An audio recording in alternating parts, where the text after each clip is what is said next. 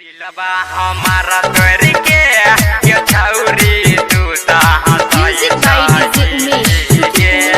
झकास recording studio Samastipur.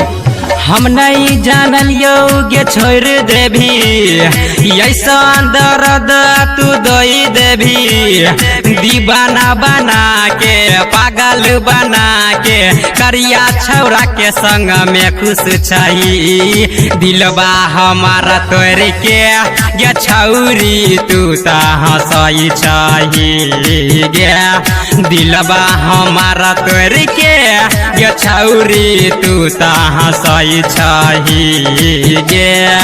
तू ता हंसई छही गे।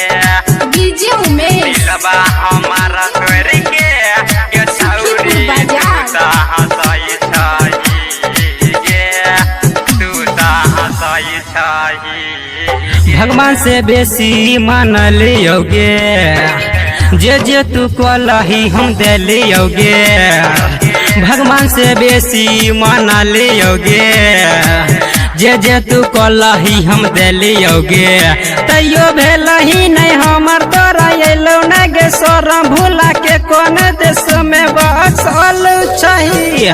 दिलबा हमारा तोरी के गे छौरी तू ता हंसई छही गे। दिलबा हमारा तोरी के गे छौरी तू ता हंसई छही गे। तू ता हंसई छही गे। डीजे उमेश दिलबा हमारा तोरी के ये छौरी तू ता हंसई छही गे। तू ता हंसई छही गे। बेकार कलही हमरा प्यार के गे भूला तू गेलही तू यार के गे।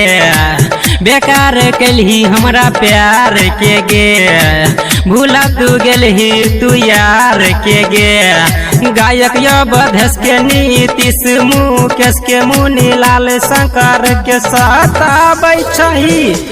दिलबा हमारा तोरी के गे छौरी तू ता हंसई छही गे। दिलबा हमारा तोरी के गे छौरी तू ता हंसई छही गे। झकास रिकॉर्डिंग स्टूडियो समस्तीपुर।